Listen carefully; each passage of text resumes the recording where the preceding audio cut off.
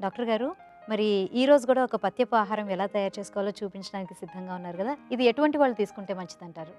అంటే ఇవాళ అనారోగ్యాలకు సంబంధించి కాకుండా గర్భధారణకు ముందు తీసుకుంటే గనక చక్కటి సంతానం ఆరోగ్యంగా ఉండే సంతానం కలగటానికి ఉపయోగపడేటువంటి ఆహారం గురించి చెప్పుకోబోతున్నాం. హుహు. ఎందుకంటే మామూలుగా ఎప్పుడూ కూడా ఔషధాల అవసరం లేకుండా ఆహారంతోటే మనం ఒక మంచి ప్రయోజనాన్ని కనుక కలిగించుకోగలిగినట్టయితే అది ఎప్పుడూ కూడా మంచిది. మందులని కాకుండా సైడ్ ఎఫెక్ట్స్ లాంటివి ఏమీ లేకుండా ఆహారంలోంచి ఒక మంచి రిజల్ట్‌ని పొందగలిగేలాగా. అంటే గర్భధారణకు ముందు ఒక 2, 3 నెలల ముందు నుంచి దంపతులిద్దరు, భార్యాభర్తలిద్దరూ కనుక ఈ పథ్యాహారాన్ని తీసుకున్నట్టయితే హెల్తీగా ఉండేటువంటి ఓవము, హెల్తీగా ఉండేటువంటి పురుష కణం స్పెర్మ్ తయారవుతాయన్నమాట. హుహు. సో, మంచి విత్తనం నుంచి మంచి మొక్కొచ్చినట్టుగానే ఈ కణాలు కనుక ఆరోగ్యంగా ఉన్నట్టయితే సంతానం చాలా చక్కటి ఆరోగ్యంగా ఉండటానికి అవకాశం ఉంటుంది. అలా ఉపయోగపడేటువంటి ఒక మంచి ఆహారం గురించి వాళ్ళు చెప్పబోతున్నారు. ఓకే.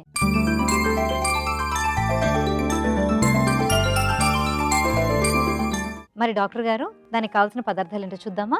పాలు, పెరుగు, తేనె, నెయ్యి, పటిక బెల్లం చూర్ణం, కుంకుమ పువ్వు, శతావరి చూర్ణం. మరి డాక్టర్ గారు, దీనికి కావాల్సిన పదార్థాలు చూసాం కదా! దీన్ని ఎలా తయారు చేసుకోవాలి? ఇప్పుడేంటంటే ఇది ముందుగా ఒక్కసారిగా ఇంత తయారు చేసుకొని పెట్టేసుకోవడం కాదు. ఏ పూటకి ఆ పూట తయారు చేసుకొని వాడుకోవాలనమాట. ఎందుకంటే మనం ఇందులో వాడేటువంటిది పాలు, పెరుగు అవన్నీ కూడా కదా! ఎప్పటికప్పుడు వాడుకోవాలి దాన్ని. ఒకరోజు చేసేసి ఫ్రిడ్జ్‌లో పెట్టుకోవడం అలాగా చేయకూడదు. దీన్ని తయారు చేసుకోవడానికి ఏంటంటే మొట్టమొదట గోరువెచ్చగా ఉన్నటువంటి పాలు ఒక అరకప్పు పరిమాణంలో తీసుకోవాలి. ఇంక పాలు ఇందులో ఎందుకు వేస్తున్నామంటే, పాలు ఒక చక్కటి రసాయనంగా ఉపయోగపడుతుంది. అంటే బలవర్ధకంగా ఉండడానికి, అలాగే అంటే సంతానోత్పత్తికి కావాల్సినటువంటి కణాలు చక్కగా హెల్తీగా పుట్టడానికి కూడా పాలు బాగా సహాయపడుతుందనమాట. పాలు తీసుకున్నాక మనం ఇందులో పెరుగు వేయాలి. తర్వాత పటిక బెల్లం చూర్ణం కూడా ఒక చెంచాడు వేయాలి.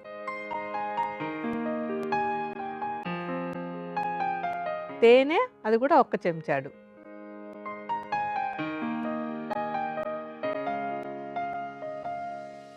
నెయ్యి వీలైనంత వరకు ఆవు నెయ్యి తెచ్చుకోవాలి. కుదరకపోతే కనుక దొరకలేదు అంటే అప్పుడు నార్మల్ గేదె పాలతో తీసినటువంటి నెయ్యిని వాడుకోవచ్చు. నెయ్యి 2 చెంచాలు వేయాలి.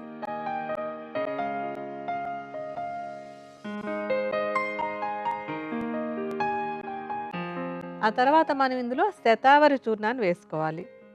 శతావరి చూర్ణం కేవలం పావు చెంచాడేసుకుంటే సరిపోతుంది. ఇప్పుడు మనం ఇందులో ఏంటంటే పాలు, పెరుగు, నెయ్యి, పటిక బెల్లం, తేనె ఇవన్నీ వేసాం కదా! ఇవన్నీ కూడా మంచి రసాయనంగా ఉపయోగపడేటువంటి పదార్థాలు.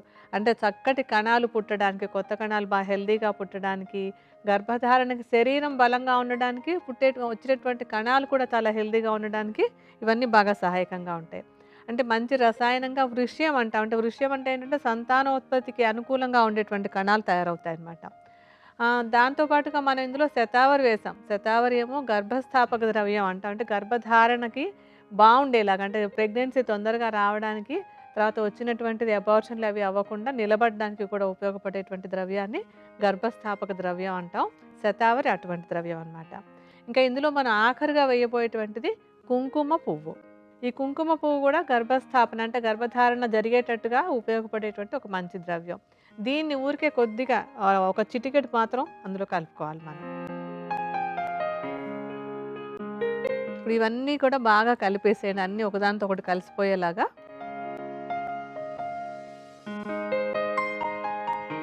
ఈ అన్ని ద్రవ్యాలు కూడా చక్కగా రుచికి రుచి బావుంటుంది. శరీరానికి నేచురల్‌గా బలాన్ని ఇచ్చేటువంటివి. ఎటువంటి ప్రిజర్వేటివ్స్ లేకుండా, ఎటువంటి అడిటివ్స్ లేకుండా చక్కగా ఉండేటువంటివి. సో, ఇవన్నీ మిక్స్ చేసుకొని తయారు చేసినటువంటి ఈ మిశ్రమం మనం ఇప్పుడేంటంటే తయారు చేసినటువంటి ఒక చక్కటి పథ్యాహారం అన్నమాట. మరి డాక్టర్ గారు, ఇప్పుడు గర్భధారణకి ముందు తీసుకోవాల్సిన పథ్యాహారం అయితే మనకి తయారు చేసేసుకున్నాం కదా! దీన్ని ఏ విధంగా తీసుకోవాలంటారు?